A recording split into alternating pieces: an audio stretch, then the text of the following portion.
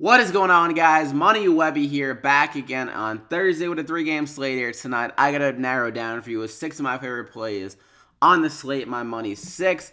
So before we get going, slap up that like button. It really helps me out, like I've been saying. We've gotten over 200 likes the last 2 nights, so crazy stuff. Let's see if we can try to get that again, over 150 likes. That'd be greatly appreciated.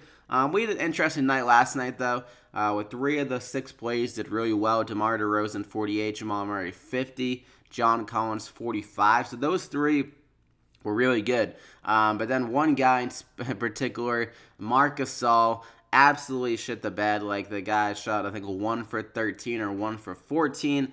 Absolutely terrible game. Like, he's been money in pretty much the whole entire year, except 2 nights in particular.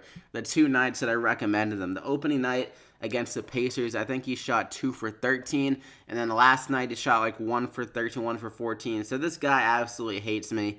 He shot in 3 for almost 30 in the 2 games that I recommended them. So I guess I just can't figure this guy out. I'm not sure if he was like on a bender the last couple of days and he was like so hungover where he couldn't play.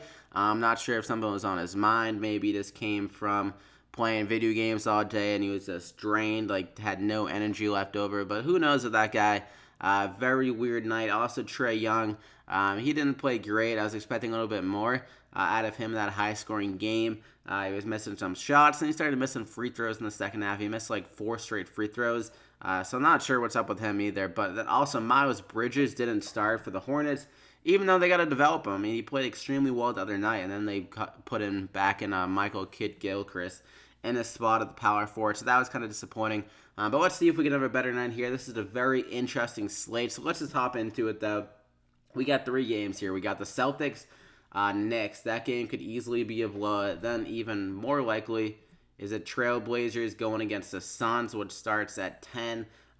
Both those games are like 13-point spreads. The Suns absolutely got destroyed last game. They were down by like 30 points after the first quarter against the Kings. So I'm not sure if either of those games will stay close. I think the Celtics have a little bit better of a chance for that game to stay close because the Knicks have played the Celtics well this year.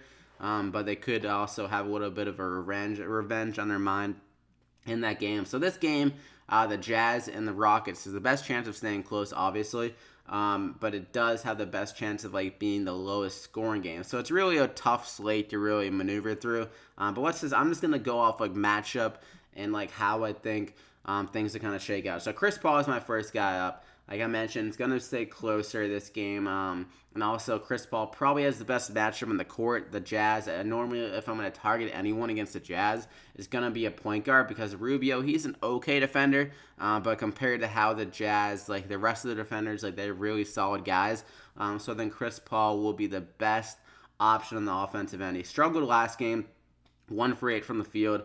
Even he's honestly struggled a little bit in most of these games recently off the injury, but I think this is the game where he can get right. He's had 2 days off to kind of figure things out, and he's still putting up like DraftKings points. Like he had 41, 39, and 38, 3 out of the last 4 games. He didn't get his full minutes in the Spurs game either. So this is the game where he can finally break out. A nice price tag at 7,700. So I think it'll just be good for over 40 DraftKings points. So I'm going to go ahead and lock him in there. They're going to stick with that game. I'd want to, if I'm going to be targeting this Jazz Rockets game, I want to target guys that are a little bit more expensive, because if you're targeting guys that need to return like over 40 to 50 DraftKings points that are really expensive, like Damian Lillard, they could easily screw you over. If like say the Trailblazers drop by like 30 points in the third quarter, then we're not going to be seeing much Lillard in the fourth quarter. So those kind of plays are more risky, but I like to spend most of my money in this game, which I think will be staying close with the Rockets and the Jazz. So Donovan Mitchell, he struggled a little bit. This game was a blowout against the Spurs as well, and he only played 25 minutes. He was playing pretty well actually in that game. Struggled against Miami. Had some good games though against the Hornets, the Nets, 48 and 43 drafting points. Also against the Kings, 45. So he definitely has the upside in some of these matchups, and he played really well against the Rockets earlier this year. Probably one of his best games of the year. He dropped 38 points, 7 assists, 5 rebounds, only 3 turnovers. So that's a really solid game from him. I think he can replicate that a little bit Maybe not to the full capability, but I think he can score a lot. And he's been shooting just like around 20 shots a game this year. Really high usage rate for a guy at 7,600. So I'm going to go ahead and lock him in there. And also the Rockets do turn the ball over a good amount, so maybe he can get some steals. Then I'm going to go with Nurkic. Like I was just mentioning how I don't want to spend too much money on these games that could be a blowout, but I feel like Nurkic can do so much in the time that he plays. Like I think through 3 quarters, he honestly could return value on the price tag at 7,300 as long as he stays out of foul trouble. So this is a guy that's been playing really well this year. He's gotten 41, 43 DraftKings points, 36 in 3 of the last 4, which would be right around good value at the price tag at 7,300. And also he's been playing really well at home with 36 DraftKings points on average. And the Phoenix Suns, not a good defensive team, especially against centers. They're allowing a lot of rebounds to them. They're ranked, third their last with rebounding. DeAndre Ayton is a young guy, so he's not fully polished on the defensive end.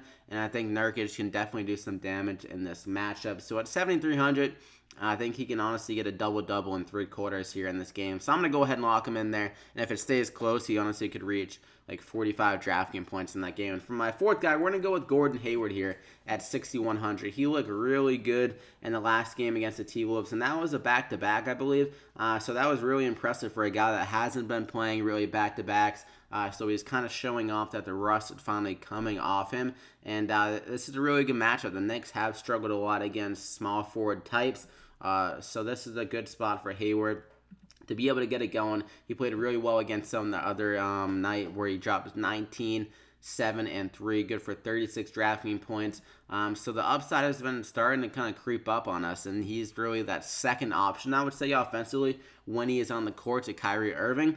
So if he can keep that going, has one of the best matchups in the court, I think he can drop over 30 DraftKings points and continue to succeed. And he's been a really solid passer recently when he's been giving the minutes, like average around 5 assists per game or like 4, and he's not been getting a full complement of minutes. And now that he's gotten like 5 days off or 4 days off from December 1st, I should be nice and fresh here for this good matchup against the Knicks. So I'm going to go ahead and lock him in there. So my 4th guy, then I'm going to go with Emmanuel Mudiay at 5,700. The Knicks, the best spot for them to attack the Celtics defense, I would say, would be at the point guard position. We saw Trey Burke have a huge game against them the other night against the Celtics, but Trey Burke will be out. Emmanuel Mudiay isn't getting solid run the last 2 games, even though he was playing really bad against the Wizards in the first 3 quarters. I was getting nervous during that game because I thought they would bench him for someone else, but he stayed in like the whole entire game despite his struggles. So I think if he can display pretty well in this game, he should be able to get around 30-plus minutes again here with the injury to Trey Burke. And at 5,700, the price tag isn't great, but I think he definitely has the capability with those minutes for him to get over 30 DraftKings points. He played not bad against the Celtics, honestly not that great in 20 minutes, 1 for 5, 5, 2, and 2. But I think he can honestly play better in this matchup going against the C's. They need him to step up without Trey Burke. This is really his opportunity to shine and kind of prove himself as a piece moving forward for this next team. And also there's some rumors about about John Wall being traded to the Knicks. So Mudiay could be motivated here to prove a point. I'm going to go ahead and lock him in there as my 5th guy. Then I'm going to go with Josh Jackson. I mean, this is a risky play. This guy's been really bad recently. He hasn't been playing well, even though his opportunity has come full circle without TJ Warren and Devin Booker. So the opportunity is really there. Like I think he has extremely good upside at his price tag at 5,400 if he can just figure it out and get it together in this game. And also this is a good matchup against the Trailblazers, a team that does struggle against small forwards and like power forward type. So I think Josh Jackson could have a really good game here if he could just figure it out. He's definitely risky though because he is pretty turnover prone. And if this game does turn into a blowout, maybe he only plays 3 quarters again here.